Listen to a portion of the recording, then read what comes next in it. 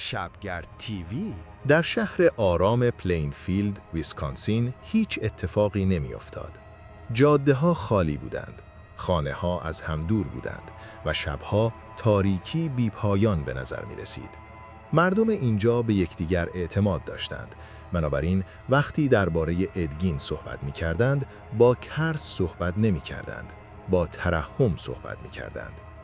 اد ساکت بود، مؤدب، از نظر اجتماعی دست و پا چلفتی، از آن نوع مردهایی که در فروشگاه مواد غذایی برایشان سر تکان میدادی، از آن نوع مردهایی که به محض دور شدن فراموششان میکردی. هیچ کس تصور نمیکرد چه چیزی در حاشیه شهر منتظر است. ادوارد تئودورگین در سال 1906 به دنیا آمد. دوران کودکی او خشونت‌آمیز نبود، اما عمیقاً کنترل شده بود. مادرش آگوستا بسیار مذهبی و عمیقاً از دنیا می‌ترسید. او معتقد بود که جامعه فاسد است.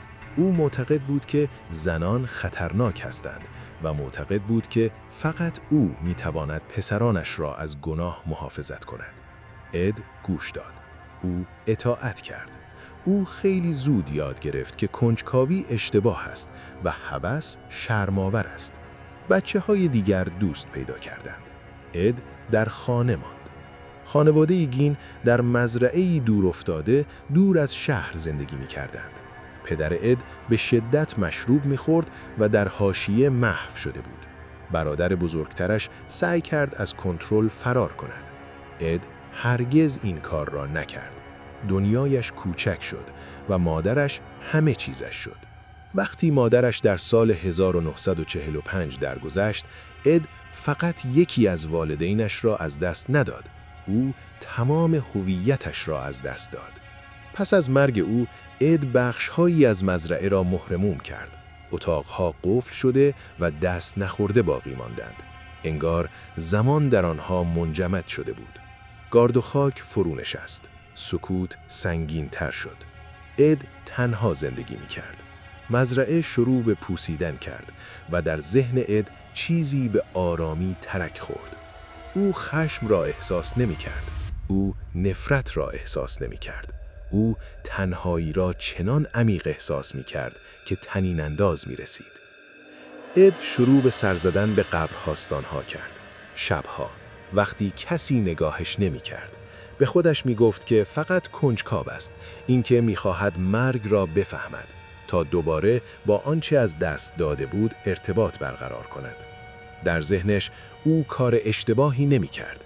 او به زندگان آسیبی نمی رساند و هیچ کس به او مشکک نمی شد. برای مردم پلینفیلد ادگین بی ضرر بود. او از بچه‌ها مراقبت می کرد. او در کارهای خانه به همسایه‌ها کمک می کرد. او به آرامی به جوک‌هایی که به سختی می‌فهمید می‌خندید. او ساده به نظر می‌رسید. امن، نامرئی. اینها بود که اوضاع را بدتر می‌کرد. در نوامبر 1957 این توهم از بین رفت. صاحب یک فروشگاه ابزارآلات محلی در میانه روز ناپدید شد. هیچ نشانه‌ای از درگیری نبود. هیچ شاهدی هم نبود. اما یک نکته بود که پلیس نمی‌توانست نادیده بگیرد. ادگین در فروشگاه دیده شده بود. وقتی مأموران به مزرعه رفتند، انتظار بی‌نظمی داشتند. شاید شواهدی از سرقت. آنچه در عوض یافتند، تاریخ آمریکا را تغییر داد. خانه روستایی کابوسی بود که در سکوت فرو رفته بود.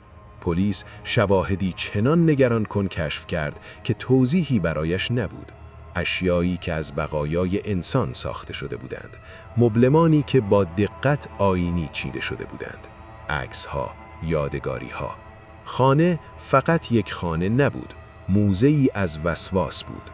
ادگین بدون مقاومت دستگیری شد. او با آرامش صحبت کرد، مؤدبانه، انگار هیچ اتفاق عادی نیفتاده. در طول بازجویی اد هیچ خشمی نشان نداد. هیچ وحشتی نکرد. او منظورش را به روشنی توضیح داد. او گفت که دارد آزمایش می کند، یاد می گیرد. سعی می کند چیزی را که از دست داده بازگرداند. در ذهنش او شریر نبود. او کنجکاو بود. ادگین از نظر روانی برای محاکمه نامناسب اعلام شد و به بیمارستان روانی فرستاده شد. پزشکان او را به مریض روانی شدید تشخیص دادند. او بقیه عمرش را در بیمارستان روانی سپری کرد. او هرگز فرار نکرد، هرگز سعی نکرد خودش را توجیه کند، هرگز پشیمانی واقعی و غروری نشان نداد، فقط پوچی. ادگین در سال 1984 درگذشت، اما داستان او با او نمرد. جنایاتش الهام بخش دهه‌ها وحشت بود. کتب، فیلم‌ها و شخصیت‌هایی که میلیون‌ها نفر را وحشت زده کردند. نه به خاطر خون، بلکه به خاطر آنچه که او نماینده می‌کرد. ادگین چیزی ترسناکی را ثابت کرد. اینکه شر همیشه فریاد نمی‌کند. گاهی اوقات زمزمه می‌کند. گاهی اوقات بی سر و صدا در مکان‌های فراموش شده زندگی می‌کند. و گاهی اوقات خطرناکترین چیز در اتاق کسی است که همه برایش متاسف می‌شوند.